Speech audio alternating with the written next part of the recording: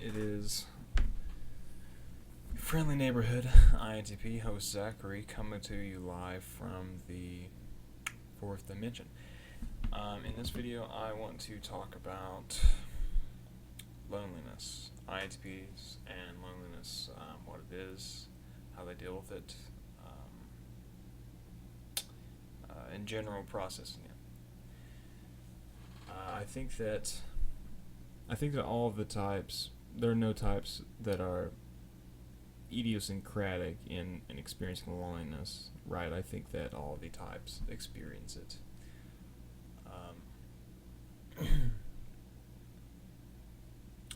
When I was younger, I went through an isolation period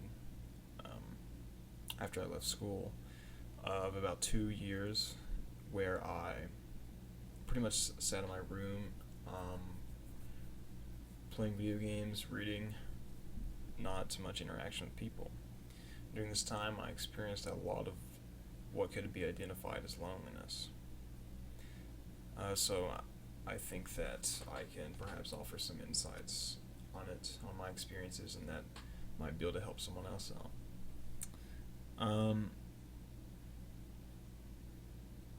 I guess the first thing you have to address when you tackle loneliness is the semantics of loneliness, right?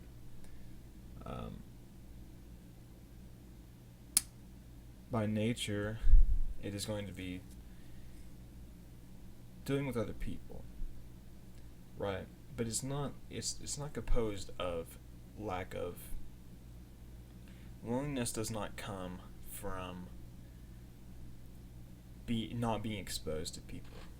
It comes from not being exposed to the right people, or at least that's what you're led to believe. It is a feeling of a bent sort of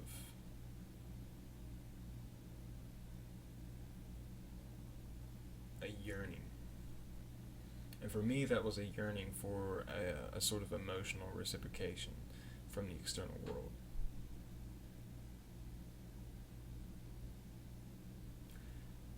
I think that pursuing something such as emotional reciprocation from the external world can lead you to very depressive states of mind.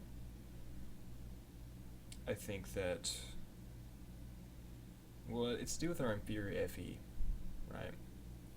Within our fourth slot, we just have a hard time dealing with people.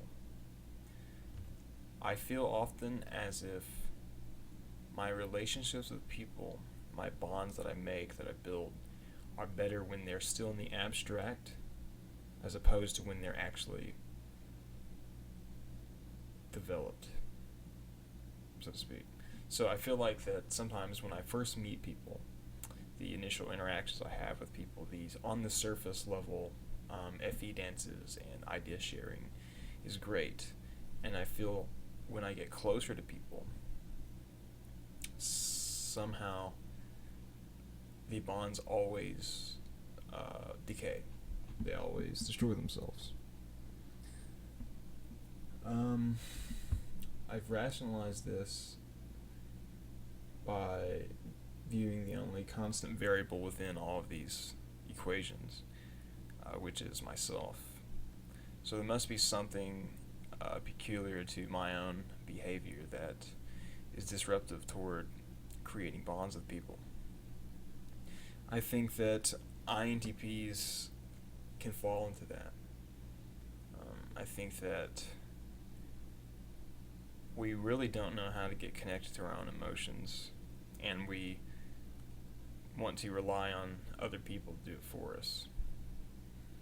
And I think that's where the sort of yearning for an emotional reciprocation from the external world comes from.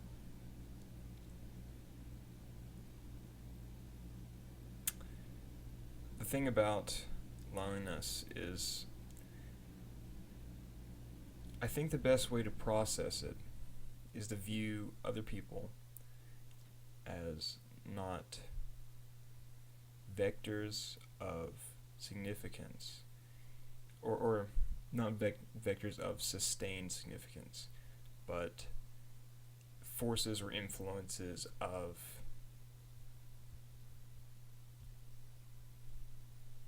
subsidized significance, right? So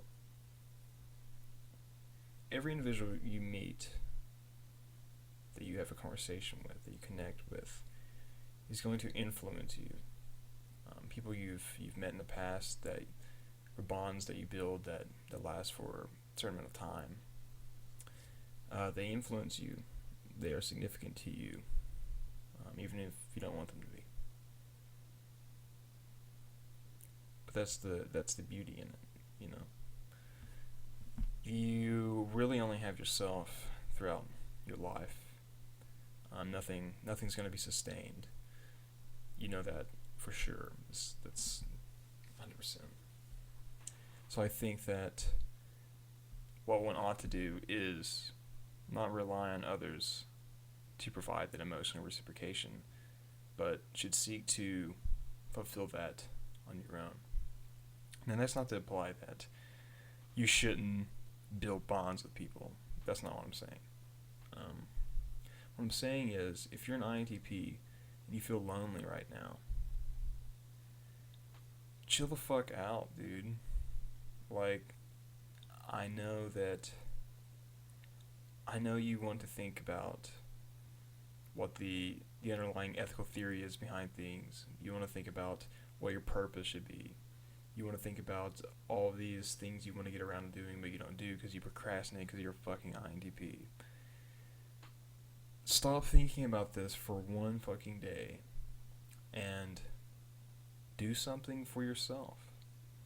Do something that removes you from your environment, detaches you from your traditional environment, and go do something that is going to be best friends with yourself, basically. I think that's one of the biggest things that people in general forget to do, right? That other people are great influences in your life.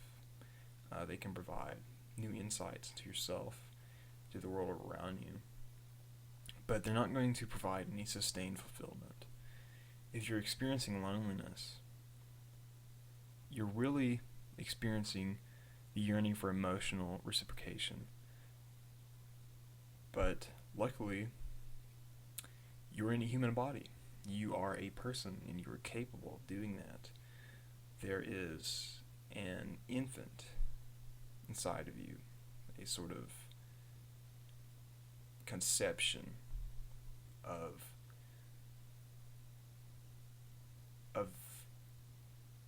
there's an infant inside of you that's sort of a conception of what you are to be. And it's not only the job of the society or the community to provide a relational vector for the identity of the infant to be actualized and to be refined through those lenses, but it's your job as an agent to view yourself and refine yourself. And in doing that, you have to nurture yourself emotionally.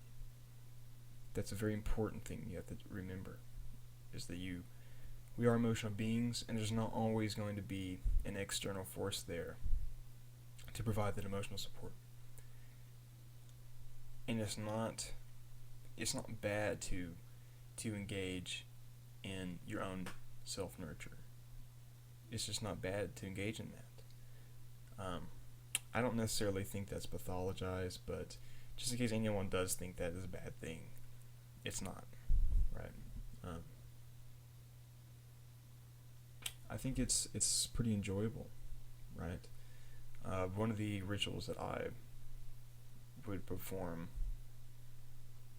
to engage a similar mechanism would be watch movies by myself. I do that all the time when I need emotional release.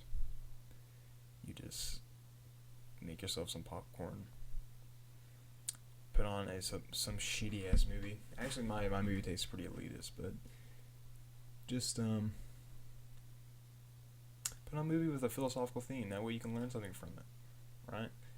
And just sit and just Don't think about things for a while. You know? Be a best friend to yourself. It really is something you can rely on.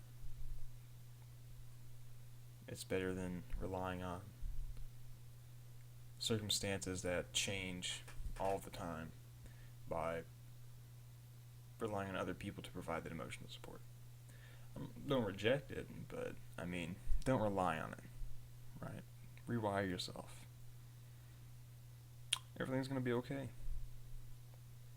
Everything's gonna be okay.